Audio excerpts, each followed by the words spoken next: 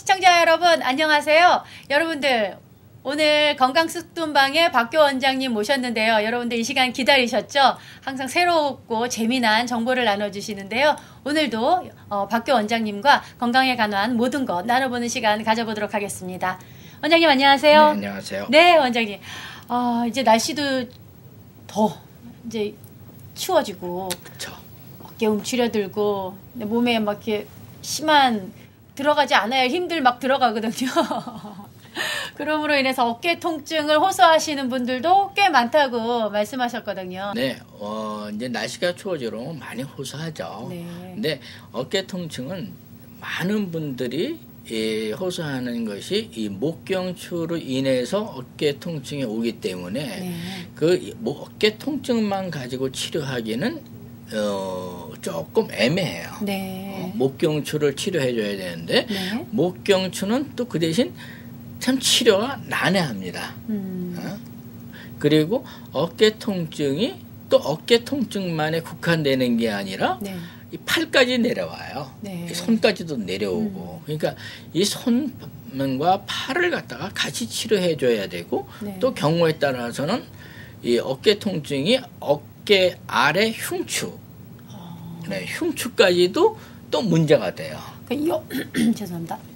이 어깨 통증이 단지 어깨 통증만을 호소하는 것에 국한되어 있는 게 아니라 목경추, 팔, 네. 더 나가서 흉추까지. 네. 그게 왜 그러냐 하면은 이 사람 몸을 이렇게 보면은 네. 이 목경추에서 흐르는 것이 이 어깨 이 상부 쪽으로 해서 이 엄지와 집게 쪽으로 흘러요. 네. 그리고 또 어깨의 이 하반 이 아래쪽 겨드랑이 네. 쪽에서 해서 내려오는 것이 네. 그건 흉추로 해서 문제가 생깁니다. 아.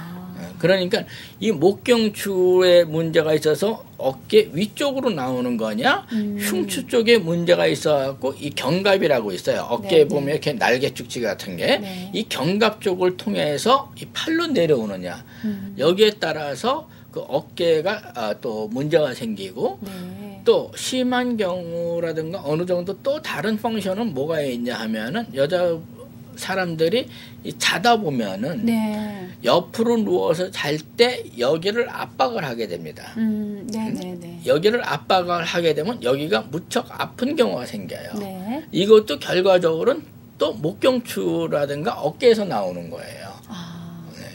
그래서 옆으로 누워서 잘 때 여기가 아파서 옆으로 못 누워 자는 분들이 많아요. 그랬을 때도 빨리 치료를 해서 이걸 풀어야만 돼. 근데 어디든지 아프면은 그 아픈 데에 연관해서 이게 번집니다. 네. 번지게 되면은 부위가 더 넓어져요. 네. 그러니까 처음에 고통을 호소하는 그 시점에서 이게 원인이 어디서부터 왔는지를 밝혀내는 것도 참 중요하겠어요. 물론이죠. 네. 그리고 또 하나 문제가 뭐냐 하면은 네. 이 어깨 통증 같은 거는 어느 정도 아프다가 이게 잠복을 해버려요. 아, 네. 네, 그러면 안 아파져요. 네. 그러나 그것이 어느 정도 또 몸이 컨디션이 안 좋았을 때는 그게 또 나타납니다. 아, 안 아파진다라는 건 그 통증이 해결된 게 아니라 잠복을 아니에요. 잠복을 해서 만성으로 들어가 버려요. 아, 그렇군요. 근데 일반적으로는 그것이 어느 정도 완화돼서 낫는 줄 아는데 그렇죠, 그렇죠. 그게 아니고 잠복을 해서 만성으로 들어갔다가 몸이 어디가 좀 피곤하거나 안 좋고 이랬을 때 그게 나와요. 아, 네. 그게 나올 때는 처음에는 요만큼 조금 아프던 것이 네네. 나올 때는 이만큼 아파져서 나옵니다. 아이고. 그리고 이미 또 나왔을 때는 다른 부위까지 또 문제가 생겨갖고 나와요. 아, 그렇군요. 근데 모든 병이 다 그래요. 꼭 그런 것만이 어깨만 어깨 그런 게 통증만이 아니라 어느 부위가 아팠다가 한 몇 개월 좀 아팠다가 그냥 사그러들어요. 네. 사그러드는데 그것이 낫는 줄 아는데 그건 절대 난 게 아니에요.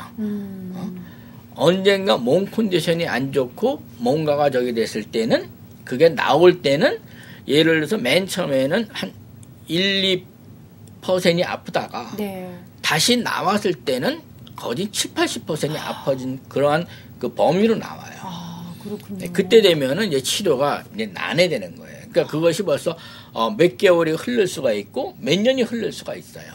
그 잠복 기간이 그렇게 네. 오래 잠복하고 있을 수도 있다는 말씀이세요? 네. 근데 사람 몸이 어이구. 또 하나 재미있는 게 뭐가 있냐 하면은 네. 제가 이렇게 이제 뭐 공부한다고 하면은 조금 우습지만은 하다 보면은 이 사람이 병이 나는 모든 질환이 네.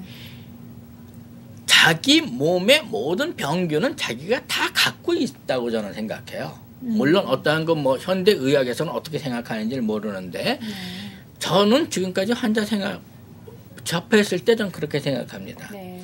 내 몸에 모든 병원균이 다 잠복해 있어요.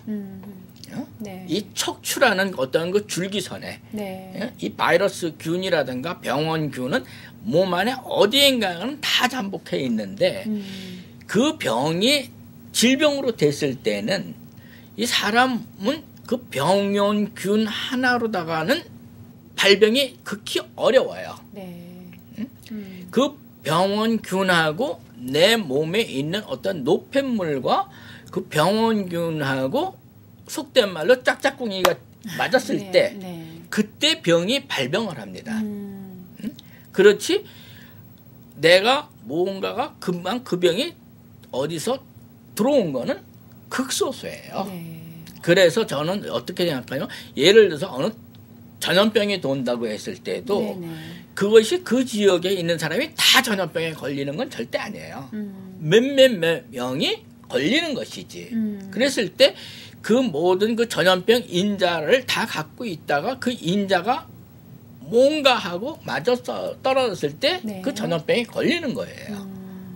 물론 그 공기 중에 어떠한 그 바이러스라든가 병원균이 움직이는 것은 사실이에요. 네, 네. 그러나 그것이 꼭 그거 하나로다가 하나 그 병원이 생기는 건 아니에요. 아니다. 네.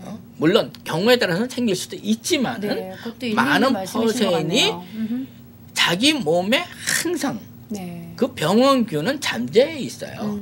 예를 들어서 대상포진 같은 것도 마찬가지예요. 네. 대상포진이라는 게 참 무척 고통스러운 건데 네. 그거는 어렸을 때부터 그 수두라는 그 바이러스가 자기 몸의 척수에 잠복해 있다가 네.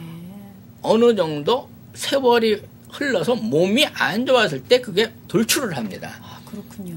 그랬을 때 이제 대상포진이 되고 그 대상포진은 사실 알아보신 분들은 아시겠지만은 그것도 고통이 만만치 않아요. 네. 그리고 대상포진 같은 거는 결과적으로는 금방 치료하면은 그것도 빨리 치료가 돼요. 네. 근데 그렇지 못하고 시기를 놓쳤을 때는 몇 개월이 갑니다. 네. 그래갖고 피부에 흉터까지도 남아요. 아, 네, 원장님, 감사합니다. 시청자 여러분, 잘 들으셨죠? 저희가 오늘 이 시간에는 어깨 통증에 대해서 알아봤는데요. 어깨 통증으로 시작됐지만 그 근원지가 무엇인지를 정확하게 알고서 치료하는 것이 더 큰 병을 유발하지 않는 예방법이라고 할 수 있는데요. 그렇기 때문에 전문가와 상담하시는 것이 무엇보다도 중요합니다. 아래 나가는 전화번호로 전화 주시면 우리 건강쑥뜸방 원장님이신 박교 원장님께서 아주 친절하고 자세하게 상담해 주실 거고요. 쑥뜸닷컴에 오시면 더 정확한 정보들 여러분들 공유하실 수 있습니다. 그리고 아시죠? 저희 웹사이트에 오시면 다시 보기 하실 수 있어요. 저희는 다음 이 시간에 더 좋은 정보를 가지고 여러분들 찾아뵙도록 하겠습니다. 감사합니다.